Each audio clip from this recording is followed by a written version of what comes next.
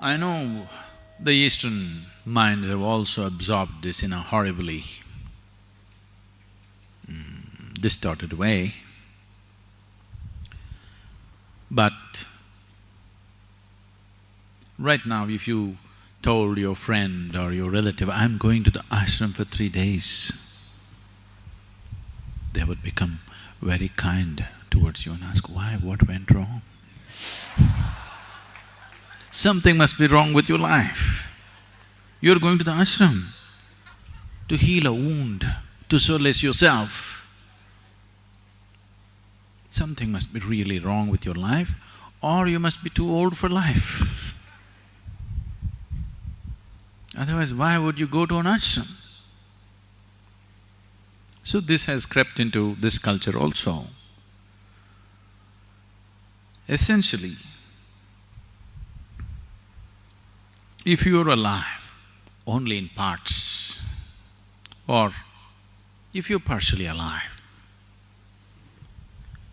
to be partially alive is a terrible torture.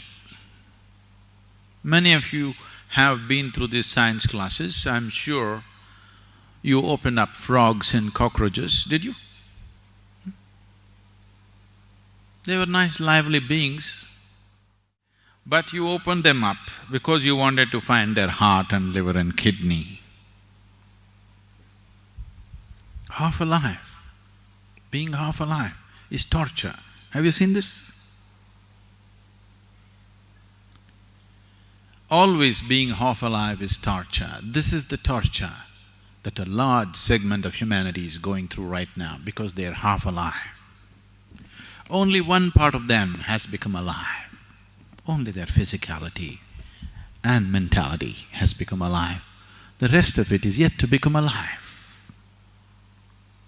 Half-alive people will suffer everything. They will suffer ignorance, they will suffer education, they will suffer poverty, they will suffer affluence, they will suffer being alone, they will suffer being in a relationship. If they are not married, they suffer. If they're married,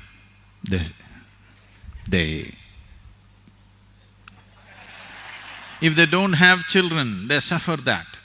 As if children, if they are there, they can come and bite you. They do. No children, what are you suffering? But that also they suffer.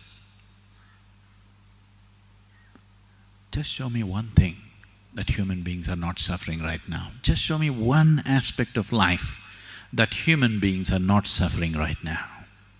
They're suffering just about anything. Not just life, they're even suffering death before it happens. He's thinking of building a pyramid for himself.